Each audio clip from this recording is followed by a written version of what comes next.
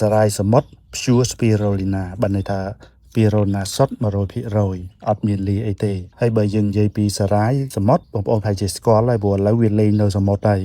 មនុស្សយើងមានបច្ចេកវិទ្យានៅក្នុងការដាំដុះមិនចាំបាច់ទៅប្រមូលពីសមុទ្រដូចការសម័យពីដើមទេវាមានសារជាតិចិញ្ចឹមគ្រប់ដែលសរីរាង្គយើងត្រូវការវាមានបំណុំពពួកវីតាមីនចម្រុះគ្រប់មុខចឹងទៅវាមានពពួកប្រូតេអ៊ីនគ្រប់មុខវាមានពពួកខ្លាញ់ល្អវាមានអ្វីដែលសរីរាង្គយើងត្រូវការនោះនៅក្នុងមានលើសពីបន្លែផ្លែឈើផ្សេងបងប្អូនសម្រាប់បងប្អូនដែលត្រូវការថែទាំសុខភាពប្រចាំថ្ងៃត្រូវការសារជាតិចិញ្ចឹមគ្រប់ឧទាហរណ៍ថាឆ្អឹងបងប្អូននឹងត្រូវការអីចិ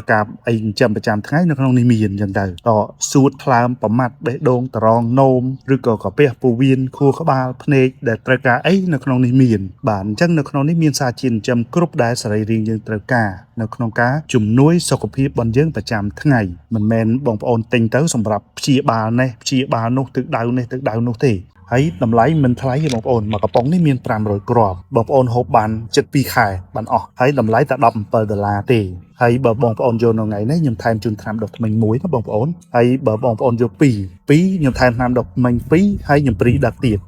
តែបើយកមួយសេវាដឹក2រៀលបើយក2ខ្ញុំព្រីដឹកជូនបងប្អូនណាបងប្អូនណាដែលឲ្យតម្លៃទៅលើការថែទាំសុខភាពជំនួយសុខភាពប្រចាំថ្ងៃអញ្ចឹងបងប្អូនទិញប្រើទៅបនខ្ញុំសុទ្ធ 100%